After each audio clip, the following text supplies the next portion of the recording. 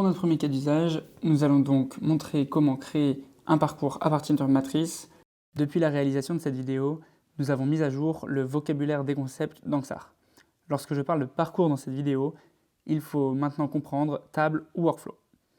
On parle de table lorsqu'on évoque la table de la base de données, c'est-à-dire le stockage des données commandes dans une table. On parle de workflow lorsqu'on évoque les différentes étapes, formulaires ou actions qui permettent l'enregistrement des données dans la base de données des commandes. Dans l'objectif de faire des statistiques sur ce parcours. Nous allons donc partir d'une base déjà préconstruite avec différents clients. Donc nous avons donc déjà créé nos clients, leur nom, leur prénom, leur email, leur poste, et une fiche qui permet de modifier les informations. L'objectif va donc être de créer un nouveau parcours commande, sachant que chaque commande sera reliée à un client. L'objectif va être de construire ce parcours à partir d'une matrice pour pouvoir ensuite faire des statistiques pour chaque client sur ces commandes. Pour faire ça, nous allons venir créer notre parcours à partir d'une matrice des clients. Nous allons donc accéder au workflow des clients et venir déposer dans le workflow un nouvel élément de type matrice. Une fois la matrice créée, nous allons aller dans ses paramètres et venir modifier l'identifiant unique de la matrice par commande. Une fois que nous avons bien renommé l'identifiant unique de la matrice, nous allons pouvoir venir supprimer l'élément, supprimer la ligne et fermer notre parcours de client. Nous allons donc pouvoir aller dans la vue data et nous avons donc une nouvelle table qui est apparue, une table commande. Dans cette table commande, un champ est automatiquement créé, linked client 1, qui va nous permettre à chaque fois de faire un lien entre notre commande et le client associé.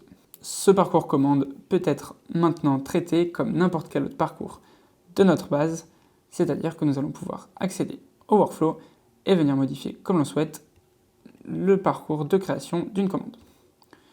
Nous allons donc pouvoir ajouter un champ texte, nom de la commande, donc nous allons donner un identifiant unique, non commande. Nous allons ensuite utiliser le lien existant linked client pour pouvoir faire le lien entre notre commande et notre client. Ici, le champ du parcours flèche déjà donc vers le parcours client. Nous allons juste choisir de sélectionner les données depuis tous les parcours et d'afficher le nom de notre client. Nous allons bien renommer client de la commande et rendre le champ obligatoire. Unique de la matrice, nous allons pouvoir la paramétrer. Nous allons pour ce faire aller dans l'onglet colonne. On va donc pouvoir ajouter une nouvelle colonne et l'idée sera ici de faire donc des commandes à partir de notre liste de produits déjà existants dans la base. Nous allons donc faire un champ de type parcours lié. Nous allons l'appeler produit pour chaque ligne de commande. Nous allons utiliser un lien vers la base produit, récupérer les données depuis tous les parcours et afficher le nom du produit. Nous avons paramétré notre champ dans la matrice. Nous pouvons donc maintenant renommer le libellé de ce champ dans le tableau d'affichage de la matrice.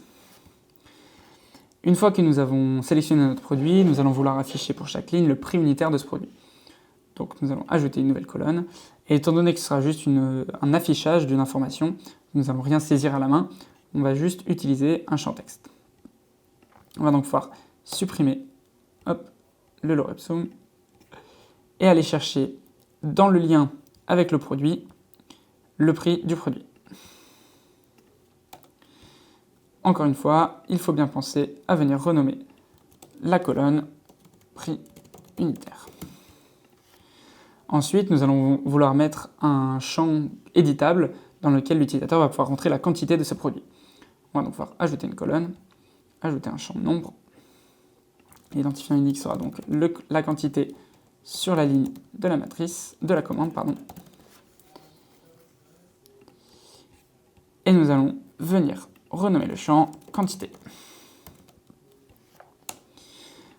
Ensuite, nous allons utiliser les calculs pour venir calculer au niveau de chaque ligne le prix par produit. C'est-à-dire que nous allons venir multiplier la quantité par le prix du produit que nous allons donc retrouver en passant par le lien avec notre produit. Une fois que le calcul a été créé, on va donc vouloir venir l'afficher. Pour ça, ajouter une colonne, un contenu basique, vu qu'il n'y aura rien d'éditable, ajouter une variable, et on va pouvoir voir qu'une nouvelle variable calcul a été créée, qui reprend donc notre calcul du prix par produit. Nous avons donc défini toutes les lignes de notre matrice qui vont donc être éditables par l'utilisateur. Il va falloir penser à bien renommer total par produit pour mettre à jour l'affichage. Et nous allons ensuite vouloir afficher le calcul total de la commande. Pour ça, on va retourner dans l'onglet calcul, ajouter un nouveau calcul et cette fois un calcul de colonne. Nous allons donc calculer le total de la commande. Et cette fois-ci, l'idée va être de faire une somme de tous les calculs de prix par produit. On va donc utiliser la fonction somme et sélectionner le calcul existant, calcul prix par produit. Il est possible de définir la précision.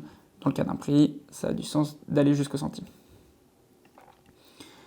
Une fois ce calcul créé, si l'on revient à l'édition de notre commande, on va donc ajouter un contenu texte. On va pouvoir éditer le contenu texte pour afficher le total de la commande. Et on va donc avoir accès au niveau des variables à un nouveau calcul, le calcul total de la commande que nous avons créé avec un calcul par colonne.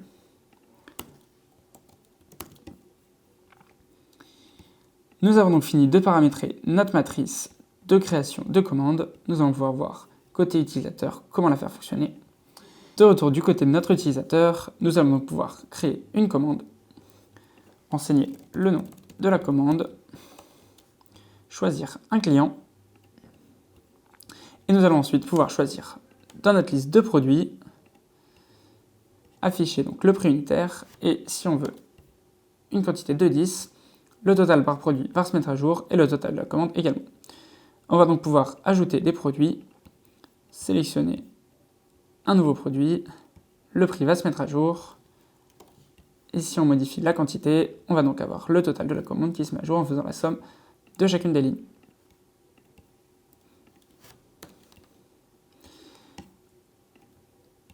Une fois la commande créée, on va donc pouvoir l'observer dans notre tableau avec le prix total qui s'affichera.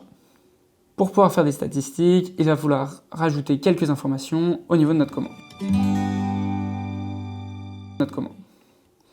On va donc par exemple, au niveau de notre commande, ajouter un nouveau champ qui sera de type single select, où nous allons définir le type de commande.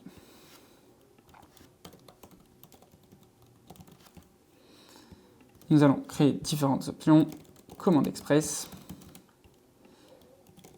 commande classique et commande non prioritaire. Pour chacune de ces options, nous avons la possibilité de définir une valeur qui nous montreront plus tard à quoi va servir cette valeur. Nous allons définir une valeur différente pour chacune de ces options. Et nous allons rendre ce champ type de commande obligatoire. L'objectif va maintenant être de venir faire des statistiques sur le nombre de commandes express, classiques, non prioritaires de chaque client. Pour rappel, lorsque nous avons créé le parcours de commande, nous avons utilisé pour définir le champ client de la commande le lien linked client qui faisait le lien entre chaque commande et le client. L'intérêt va donc être, au niveau des clients, si l'on se rend sur une fiche, de pouvoir redéposer la matrice qui nous a servi à créer les commandes, ce qui va permettre à chaque fois que l'on crée une commande associée à un client, de venir ajouter dans la matrice de ce client la nouvelle ligne avec la commande créée. Dans cette matrice, nous allons donc chercher à faire des calculs pour pouvoir faire des statistiques sur les commandes de chacun des clients.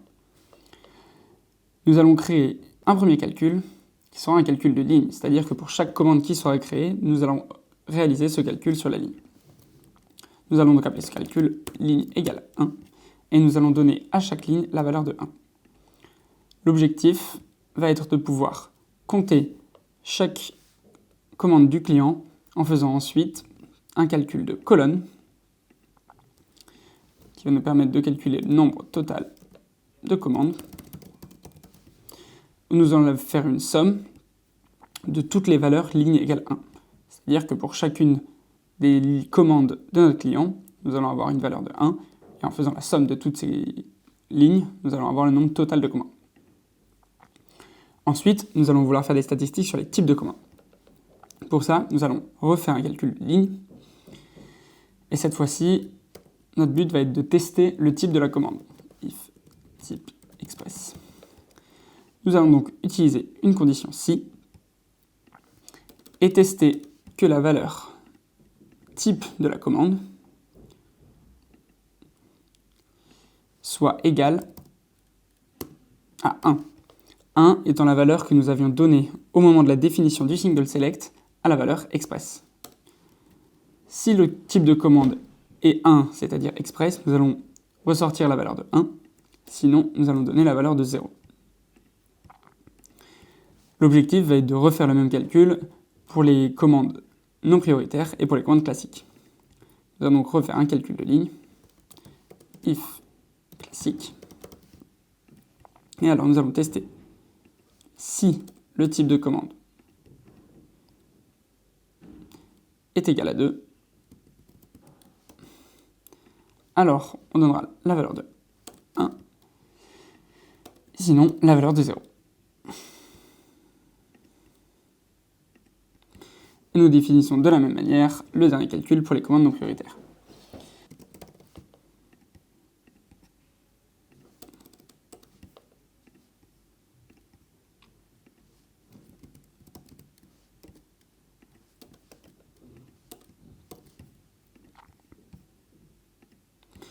Grâce à ces trois calculs, pour chacune des commandes qui sera créée, elles auront donc une valeur dans ces calculs en fonction du type de commande réalisée. Afin d'avoir le nombre total de commandes de chaque type, nous allons devoir faire des calculs de colonnes où nous allons pouvoir vérifier le nombre de commandes express en faisant la somme pour chacune des lignes des valeurs des calculs if type express. C'est-à-dire que pour chaque commande de type express, cette valeur sera égale à 1. On fera donc la somme de toutes les valeurs, toutes les commandes dont le type sera express.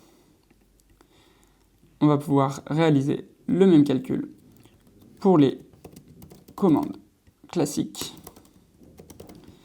en faisant la somme de toutes les commandes classiques. Et finalement, la même chose sur les calculs non prioritaires en faisant la somme de tous les calculs if commande non prio. Maintenant, nous allons vouloir afficher ces informations sur la fiche du client. Nous allons donc pouvoir éditer notre texte et retrouver dans les variables les résultats de nos calculs. On va donc avoir le nombre total de commandes, le nombre de commandes express, le nombre de commandes classiques et le nombre de commandes non prioritaires. Nous pouvons supprimer la matrice de la fiche puisqu'elle n'a pas besoin d'être affichée à l'utilisateur pour permettre de faire les calculs. Finalement, nous allons aller voir du côté de l'utilisateur comment fonctionne ce calcul. De retour dans la gestion de nos commandes, nous allons donc venir créer une commande. Hop, commande numéro 1 pour le client Bottomore.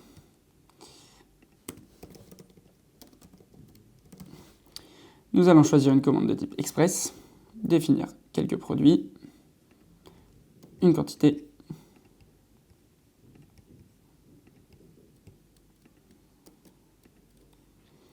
valider la commande.